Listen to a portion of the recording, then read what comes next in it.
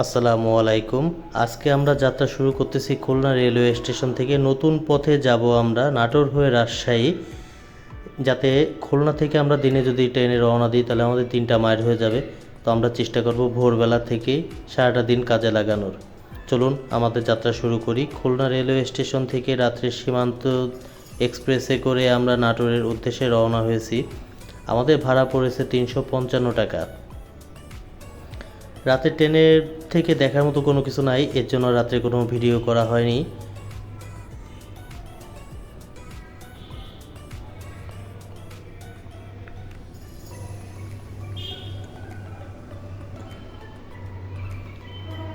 রাত 2:45 আমাদের গন্তব্য নাটোর রেলওয়ে স্টেশনে আমরা পৌঁছে গেছি এবং এখানে আমরা কিছু সময় ওয়েট করব ভোর 5:30 পর্যন্ত। তারপরে এখান থেকে বের হয়ে আমরা চলে যাব রাজশাহীর কিছু দর্শনীয় স্থান দেখতে।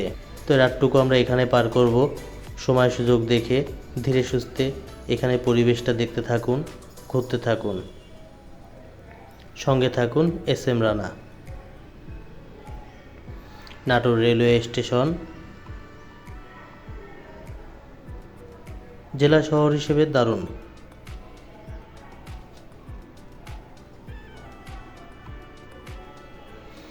ভোর হয়ে গেছে। ভোরের রেল স্টেশনের অপর পাশেই বেরোলে আপনার ঢাকা থেকে ছেড়ে আসা রাজশাহীগামী বাসে আপনি উঠে রাজশাহী রেল স্টেশন পর্যন্ত চলে যেতে পারবেন। 100 টাকা করে ভাড়া নিবে।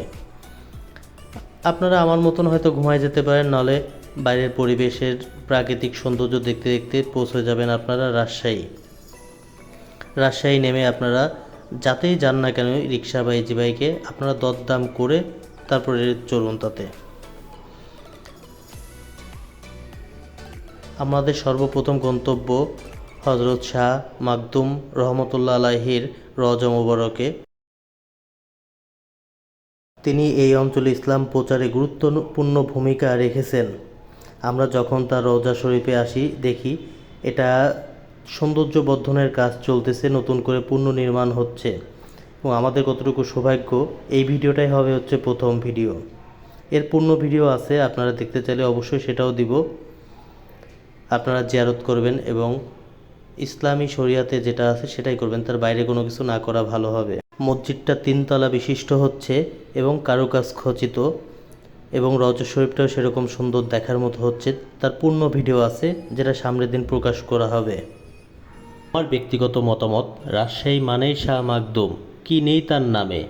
স্কুল, কলেজ, মাদ্রাসা, দাব্বতা সংস্থা, থানা, এয়ারপোর্ট সবই আছে। পদ্মা নদীর পাড়ে কিছু সময় হাঁটাহাঁটি করে সময় পার করে পদ্মা নদীর সৌন্দর্য দেখতে থাকুন, উপভোগ করতে থাকুন। মুর্শিদাবাদ জেলার অংশ বিশেষ। এখানে কিছু সময় ঘোরাঘুরি করুন এবং প্রকৃতির সঙ্গে কিছুটা সময় দিন। ভয়াল পদ্মার রূপ দেখতে থাকুন। এ ভাইটা হয়তো জাল পেতেছিল মাছ ধরার জন্য, হয়তো কোনো মাছ ওঠেনি তার জালে আজকে। দেখতে দেখতে সময় পার করুন। এবার রওনা দিয়ে আমরা টিবাদের উদ্দেশ্যে। হাতের বাম হাতে দেখা যাচ্ছে মুক্ত মঞ্চ এবং ডান হাতের যত সভা সমাবেশ রাজশাহী অঞ্চলের হয় সবাই ডান হাতের মাঠেই হয়। এখান থেকে আপনারা যে রিক্সায় যান বা ইজি বাইকে যান তাদের বললে হবে যে আই লাভ রাজশাহীর পয়েন্টে যাব। ওইখানে যে আপনি কিছুটা সময় ভিডিও এবং ছবি তুলতে পারেন। ওখান থেকে সৌন্দর্য দেখতে দেখতে আপনারা পৌঁছে যাবেন টিবাদে আমাদের রিক্সা ভাড়া পড়েছিল 30 টাকা। রাজশাহীর এই পথের সৌন্দর্য দেখতে দেখতে আপনারা টিবাদে চলে আসবেন। টিবাদের সৌন্দর্যটাও অসাধারণ। প্রকৃতির মাঝে হারিয়ে যাবেন কিছুটা সময়। যত সকালে আসা যায় এখানে সকালের দিকে ভিড় কম থাকে, দুপুরের পরে বিকেল টাইমে একটু ভিড় হয় বেশি, তখন ফ্যামিলি নিয়ে সবাই ঘুরতে আসে এখানে। নিরিবিলি পরিবেশ, এখন নিরিবিলি পরিবেশ, কিন্তু বিকাল টাইমে লোকজনে জমজমাট থাকে। ওপার মুর্শিদাবাদ জেলা দেখা যাচ্ছে আর এটা টিবাদ পয়েন্ট। এখানে টির মতন দেখতে, এর জন্য সম্ভবত পয়েন্টের নাম দিছে টিবাদ। এখানে কিছুটা সময় অপেক্ষা করেন, কিছুটা সময় পার করেন, হালকা পাতলা নাস্তা করেন, ঘোরাফেরা করেন, এর সৌন্দর্য উপভোগ করতে থাকুন।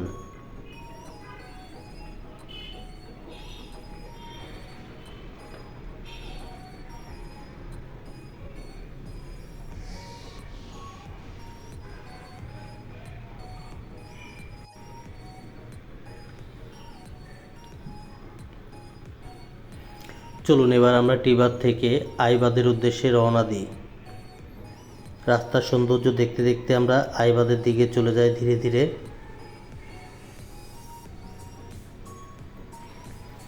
পরিষ্কার পরিচ্ছন্ন নাগরিকে আমরা যেন সবাই পরিষ্কার রাখি। আমরা যারা বেড়াতে যাব ওইখানে রাজশাহীতে, আমরা যেন কোনো ময়লা আবর্জনা বাইরে না ফেলি, নির্দিষ্ট স্থানে ফেলি। পরিষ্কার পরিচ্ছন্নতা ইমানের অঙ্গ। টিবাদ থেকে খুব কাছেই রয়েছে আইবাদ। এখানেও রয়েছে পদ্মা নদীর সৌন্দর্য উপভোগ করা যায়। পরিবার ও বন্ধুদের সঙ্গে সময় কাটানোর জন্য দারুণ একটি জায়গা। আইবাদ ভাড়া পড়ছিল হচ্ছে আপনার 40 টাকা। আপনি যতই ভ্রমণ পিপাসু না হন কেন, আপনি এখানে আসলে প্রকৃতির প্রেমে পড়ে যাবেন। সৌন্দর্য দেখতে থাকবেন শুধু।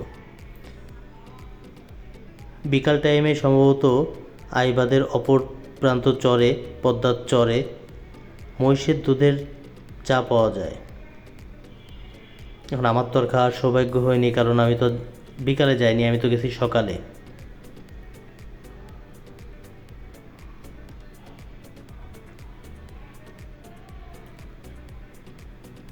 প্রকৃতির মাঝে হারিয়ে যান কিছুটা সময় নিজেকে এখানে সময় দিন। টিবাদের কাছে রয়েছে আইবাদ। অনেক পর্যটক এখানে আসে না, কিন্তু শান্ত পরিবেশ আর পদ্মার দৃশ্য এটিকে আলাদা করে তোলে অন্য সব কিছু থেকে। এবার চলুন আরও একটা জায়গা থেকে আমরা ঘুরে আসি।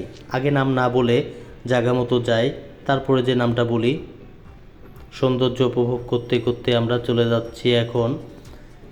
রাজশাহীকে বাংলাদেশের সিল্ক সিটি বলা হয়। এখানকার রেশম শিল্প বহু বছরের ঐতিহ্য বহন করে। দেশ বিদেশের রাজশাহী সিল্কের আলাদা একটা পরিচিতি রয়েছে। চলেন ধীরে ধীরে আমরা সেইখানে চলে যাই। রেলগেট থেকে এখানে ভাড়া পড়ছে 40 টাকা। আমরা সুপ্রা সিল্ক মিল লিমিটেডে গেছি। এইখানটায় আপনার একটা একটা ধাপে ধাপে হচ্ছে সব সাজায়। আপনি একা আসলেও এর প্রতিটা অংশ একা একা ঘুরে দেখতে পারবেন। এর জন্য কোনো লোক আপনার দরকার হবে না। কোনোটায় রেশম পোকা, কোনোটায় হচ্ছে আপনার কাপড়ের উপর মোমের ডাইস দিয়ে ছাপ দিচ্ছে, আবার কোনোটায় আপনার মোম উঠাচ্ছে গরম পানি দিয়ে, আবার কোনোটায় সুতা বুনতেছে। এগুলো দেখতে দেখতে আপনার সময় চলে যাবে। রেশম পোকা দেখতে পারবেন, রেশম পোকার জীবন চক্র দেখতে পারবেন। এখানে কিছুটা সময় ঘোরাফেরা করে আপনারা এখান থেকে কেনাকাটা করতে চাইলে উপরে করতে পারেন কেনাকাটা। এদের শোরুমে কেনাকাটা করা যায়, কিন্তু ভিডিও করার অপশন নেই বলে আর ভিডিও করতে পারিনি। তাদের ব্যবসায়ী ইস্যু থাকতেই পারে। যে শাড়িগুলো বানানো হয়েছে হচ্ছে সেই শাড়িগুলো এখানে। প্রতিটা পার্টের পূর্ণ ভিডিও আছে, যা ওয়েট করেন প্রতিটা ধাপে ধাপে চলে আসবে একটার পর একটা। দেখতে থাকুন ভিডিও। একটা শ্রমিক সর্বোচ্চ কষ্ট করতেছে এবং রেশম পোকা তার জীবন দিচ্ছে এত সুন্দর সিল্কের শাড়ির জন্য। আমার কাছে সব থেকে অসাধারণ লাগছে তাদের শোরুমের নিচের অংশটা, কত সুন্দর করে কারুকাজ করে সাজাইছে। অসাধারণ, জীবন্ত দেখাচ্ছে পুরো।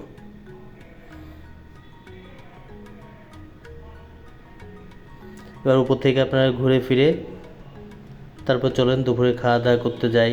অনেক ভিডিও দেখছি, চলেন দেখি কেমন সেটাও রিভিউ করে আসি, দেখে আসি। রিভিউ তো বলা উচিত না, রিভিউ না, দেখে আসি, উপলব্ধ করে আসি যে কেমন। চলেন এবার আমরা নওহাটার দিকে রওনা দিই। শুধু দেখার সৌন্দর্য আছে, এটার খাওয়ার কোনো মন্তব্য আমার না করা ভালো হবে আশা করি। আপনারা দেখুন, আপনারা চুজ করেন যেটা আপনাদের ধারে ভালো মনে হয় সেটা। আমার ধারে মোটেও ভালো মনে হয়নি। এবার চলুন রাজশাহী রেলওয়ে স্টেশনে। উত্তর অঞ্চলের অন্যতম গুরুত্বপূর্ণ এই স্টেশন থেকে প্রতিদিন বিভিন্ন আন্তনগর ট্রেন দেশের বিভিন্ন গন্তব্যে চলাচল করে। রেলওয়ে স্টেশনটি পরিচ্ছন্ন ও সুন্দরভাবে রক্ষণাবেক্ষণ করা হয়েছে। একদিনে যতটুকু সম্ভব রাজশাহী ঘুরে দেখার চেষ্টা করেছি। ইতিহাস, ধর্মীয় ঐতিহ্য, পদ্মা নদীর সৌন্দর্য আর পরিচ্ছন্ন শহরের পরিবেশ সব মিলিয়ে রাজশাহী সত্যি ভ্রমণের জন্য দারুণ একটি শহর। এ বাদে আপনি রাজশাহী শহরের আরও কিছু ঐতিহাসিক স্থান আপনি ঘুরে দেখতে পারেন। বরেন্দ্র গবেষণা জাদুঘর, পদ্মা গার্ডেন, টিক বাঁধ, আই বাঁধ, লালন শাহ মুক্ত মঞ্চ, রাজশাহী কেন্দ্রীয় উদ্যান ও চিড়িয়াখানা, রাজশাহী বিশ্ববিদ্যালয় ক্যাম্পাস, পদ্মা রিভিউ পয়েন্ট, পদ্মার চর বা মিনি কক্সবাজার, গৌহাঙ্গা পুকুর এবং শামাকদুমের মাজার। আপনার একদিনে খরচ আনুমানিক হতে পারে সর্বোচ্চ গেলে 1500 টাকা। এতে আপনি একদিন রাজশাহী শহর ঘুরে দেখতে পারেন। সঙ্গে ছিলাম এস এম রানা।